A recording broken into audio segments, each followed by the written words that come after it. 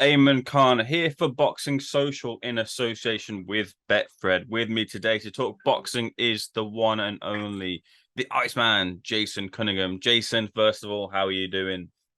I'm okay, thank you. I'm okay. I've done my sulking over the last few weeks. Kind of brushing it off and putting it behind me now. And yeah, it is what it is. I'm ready now to get back in the gym and yeah, put things right.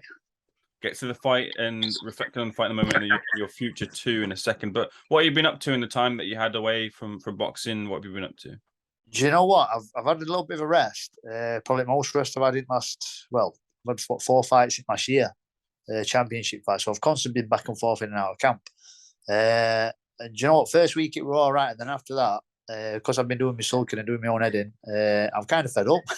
I'm a man of routine. I definitely need a routine in my life. So yeah, I'm back in the gym training this week. But we've started a new venture at the boxing gym, where I train at Steffi's gym. There's a new little venture going off there with kids club, obviously the amateurs and the pros, a bit of a conveyor belt going off. So we've started that. That's giving me a bit of focus. And yeah, that's it really. Mainly sulking last couple of weeks, if I'm honest with you. What is it you're doing with the kids, Jason? Because that sounds like a nice little reprieve away from boxing. It's just giving back. It's obviously we've got the amateur boxing club in the gym anyway, St. Peter's, and then obviously the pros. We all train in the same facility at Steffi's gym. Now I did a kids club for 5 to 10 year olds a while back now, until I got a bit too busy and I couldn't commit. But we've changed the hours slightly, so we can kind of get back to that. So we've got kids from 5 to 10 year old. It's mainly fun. Obviously, they're only that small and that young. You can't go too serious with them. It's mainly just to keep them active, fun, and just introduce them to boxing. Then obviously the amateurs, so it's conveyor belt then to the next age kids, and then to the pros. So we all train in the same facility alongside one another. So obviously you can have your amateurs who's had next to no experience, if you like, and they could be trained at side of me or Terry Harper or somebody like that. So yeah, it's just just a good gym and bringing everyone through together. Does that sort of thing like appeal to you for eventually when you do hang up the gloves, just kind of giving back and maybe picking up that training role with the youth? Yeah, definitely giving back. So obviously that's where it all starts for us all. We've all started an amateur boxing gym. As well as I've got a few things obviously I want to do. But this last 3 weeks, because it's probably the longest rest I've had to sit down, because the first week after the fight, I got concussion from the fight. So my head didn't feel like it was mine anyway for the first week. So I needed to do a bit of rest. But like I said, just getting fed up, and I thought, you know what, you kind of need routine. I'm a man who I need to be focused. I need to be busy on stuff. So that this last 3 weeks, if anything, has told me that I need something for when boxing's finished. So which I have. I've obviously got stuff in place ready, and I know what I want to do. But yeah, I definitely need some form of routine in my life. So let's then get into it and the lead up to the fight with Zolani Tete, which obviously it didn't go your way on fight night, of which the plan was for you obviously to win the fight. But I mean, talk about the lead up and the fight week. Was everything kind of on point coming into the fight? Brilliant. I've never had. This is for me why I can turn around a bit more and like kind of old man's been saying, oh, they're just the better man. One, there's no excuses. I had a brilliant camp, best camp I've had, weight, everything really good. And I'd said before I'd even gone down there fight week, I'd done absolutely everything in my power to make sure that they were the best version of me turned up on the night. So in terms of training and stuff like that, no, there's nothing at all that I could grumble or complain about. Everything went smooth, went really well. Even my sparring partners, I had brilliant sparring. Everything in the lead up were perfect. It was just the better I won at night, and I found out what world class is. When you stepped into the ring with Zolani, what was the game plan coming in for fighting him? It was just to take him into later rounds, just be a bit cagey at first, kind of like what Casemiro did. He was a bit in and out and just keeping it at bay to begin with, which is what we wanted to do. Obviously, taking his inactivity into account, I didn't know how would feel it later on in rounds, and obviously moving up in weight and stuff. And it was just to keep it safe. Now, when I first came out there, and as soon as like it were different, it were a different level. He's definitely the best I've ever been in with, and kind of obviously he's a two-time world champion. Possibly could be a two-weight world champion, a champion at super bantamweight. But just everything is jab, boom. He will raise his sharp. He's his judge distance and stuff like that. It were different. Now I wanted to. I've done everything else up to this point. I've been a European champion. I've been in with many kids, world champions in past as well. And I just wanted to test myself at that next level, and I did. And I found out what that level was all about. And full credit to Zolani. He's a class fighter. when we do things in life, we obviously look back at things and we say, "Oh, we could have done this, we could have done that." Were there kind of things that you, when you look back at the fight or think back at the fight and say, "Oh, maybe I should have tried this in the ring and could have had a different outcome"? Uh, I don't know. It's hard to say. I can't even remember getting out to the ring. I'm sure what happened, but like I said, that's the first time I've been outward as well. So the manner of defeat has got to me a bit. I know I don't know because we kind of did stick to the plan. Even when I got caught, we were working on just switching the angle, sidestepping and throwing backhand over. And I actually, when I got caught with that backhand, I did that. I said to Ray, we were laughing about it because you told me to do that, and obviously I got caught myself first. So we sidestepped, threw me backhand, and he caught me first. He caught me with a beautiful shot. No, it's hard. It's hard to know what to say. I could just tell from the first round the level he was at, and he's still definitely world class. There's no questions about that. He was sharp. He was razor sharp, and probably that move up in weight has done him good because he was the same size as me. Even obviously with IBF, you obviously have the normal weigh in, but the IBF rules you weigh in the day after. Now I didn't think he was going to put much back on, but he did. He put the same amount of his weight back on as me, so it shows obviously he's naturally big as well. Zolani made some eye-opening comments in the lead up to the fight. What did you make of those comments that he made? I just like bushes over my head, if I'm honest with you, because it's so like everyone can talk and they build up a fight, this and that. Now, obviously, that's not the way I go about it. It is what it is. I was confident I was going to win. Everything I said in build up, I believed I was going to win.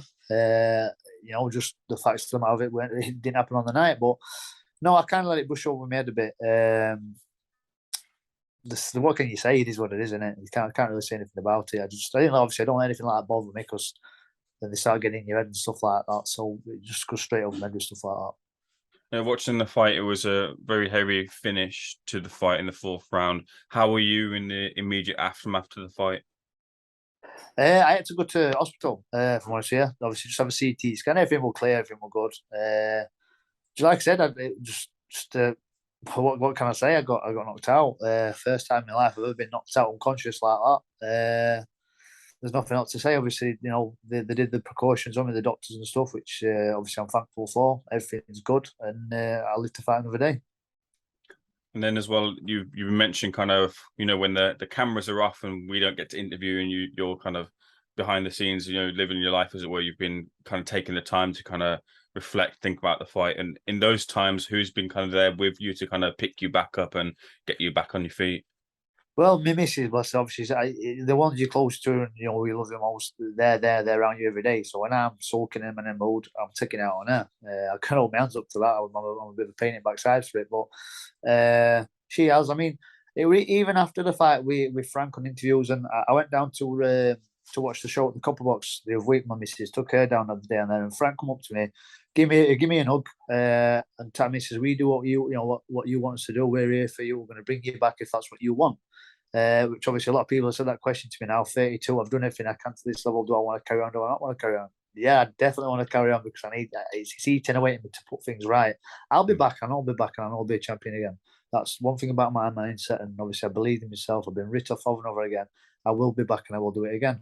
But obviously, to hear it from Frank personally, he's come up to me. I've heard it a couple of times, but he's come up to me face to face. You don't get that from promoters. Well, most promoters anyway. Give me a pat on back and whatever, and said, "We'll bring you back. We've got you full backing," and that was nice to hear. Obviously, I've got my coaches and everyone at gym on with them day to day, so I'll be all right. I know I'm thick-skinned anyway. I'll be all right. I'll be back from this. But initially, setting out when it's raw, it were it hurts, doesn't it? Because obviously it's where I put my heart and soul into, and all that close. And I thought, I believe, this is when you're winning, you think you're just going to continue going that way, and then to have this defeat in the manner it were in, it's a big blow. But it's life. You can't have everything you want in life, so that's that.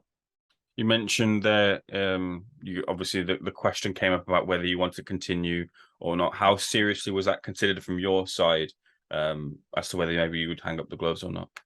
I never entered my mind once. I can't go out like that. I'm not going out with a knockout defeat. Obviously, the opponent, everyone's praised me for that. Fair play to who wanted to pick Zolani Tete. But no, I can't go out like that. I'll put it. There's still some big fights out there. Frank's got a lot of domestic. I'm interested in some of them matchups. Just bring me back first. Let me get a good win, get that buzz back again, and then let's go. Let's go into another big fight. Who do people want to see me fight? domestically, what big names is there? Who do people want to see me there? Because I'm easy to work with, and I'm not obviously not afraid to get in there with anyone anyway. So whatever Frank or whoever the public wants to see me fight, we'll get it on. Yeah, I mean, taking the Zolani Tete fight out of the equation, which is an easy thing to do, but still, if you do that, you were on a 7-fight win streak, so things were on the upwards trajectory for yourself. And like you mentioned, there's a lot of good fights that you can be in. Is there any specific names that you look at, any specific fights that you want? Not particularly. I'm at that stage now. I was wanting the big fights. But I want the fights that obviously they make more sense for me financially. But as well as that, it's like what's going to get the most interest. I want to be involved in these big fights that are remembered. Like I say, bring me back first and foremost. Let me get a good win. I've got my baby doing stuff as well. I think I'm probably due one after Zolani Tete fight anyway. Get a good win there, and then who do they want me to see me in there with? Obviously, listen, there's still a little rival there from me and Brad Foster. Would anyone be interested in seeing that rematch? Liam Davies, he's on a good roll. Obviously, it's kind of like he's picking all my belts up. So listen, there's a full stable in there. So whichever one gathers the most interest, then I'm game, and let's go. Yeah, first of all, starting off with Liam, you mentioned that he's picking up the titles that you had before. Liam as well, Yeah, good fighter, getting wins, getting yeah, it momentum is. now. He's in for the European title against Baluta next. Yeah. What do you make of that fight, first of all, and then potentially fighting Liam Davies as well? It's a good fight. I'm a bit disappointed that I've been stripped. I know obviously it's because of the manner of defeat I've been stripped of my title, but I think it's a bit harsh in terms of how I won it and I've faced mandatories only and I lose to Zolani Tete. I mean, it's not like there's no shame in that. And then I've been stripped, so I weren't too happy about that. But it is what it is. I want another belt now just to replace them once. But yeah, it's a good fight. Obviously, that Baluta when he fought Brad, I know he's an hard night's work. He's non-stop, relentless, and throws punches in bunches if you like. Davis is a very good boxer. Obviously, he's got that height and reach like himself. Big footweight, and yeah. Listen, they're all good kids. Brad's a good kid. There's like I say, it's a good division. It's good to be part of it all. I fancy Davis, but like I say, you can never ride that Baluta off. So it's a good fight. And then yeah, if that's the next one for me after I'm back, then yeah, I'm happy with that. Let's go. If that fight makes the most sense, that's what people want to see. Yeah. And then the other side of the equation, the other fight you mentioned, Brad, a fight you've been in before. It's almost like a ready-made rivalry to you to come back to, in a sense. Yeah. Yeah, well, as well as that, obviously, like I say, I want to come back. Brad should have probably come back. If he looks back now, coming back, I mean, fair play to him for when he came with that Baluta and bring it back right. But he could have probably, he's young, come back right, and then looked at a big fight after that. So, yeah, he's coming off 2 back-to-back losses. I think he's got a new training team, as far as what I've been told. So he's obviously looking at improving and coming back, and then, yeah, that fight's there. Like I say, we've got that rivalry there. Then. I'm sure he'd want the rematch as well. So we'll see. Jason, I want to get a couple of thoughts from you before I let you go. First of all, looking at the world scene, a lot of talk about potentially Inoue jumping up and facing Stephen Fulton. Your thoughts on that one? Oh, it's hard. I know that Fulton's, he's done everything that's been asked of him. He's undefeated. Obviously a brilliant boxer, but I don't know. When everyone mentions Inoue's name, you kind of think, oh, I don't know. I don't know about that one. It's hard to write Inoue off, into obviously just because of his punch power at that weight. He's devastating. So you'd have to go with Inoue if it were to happen.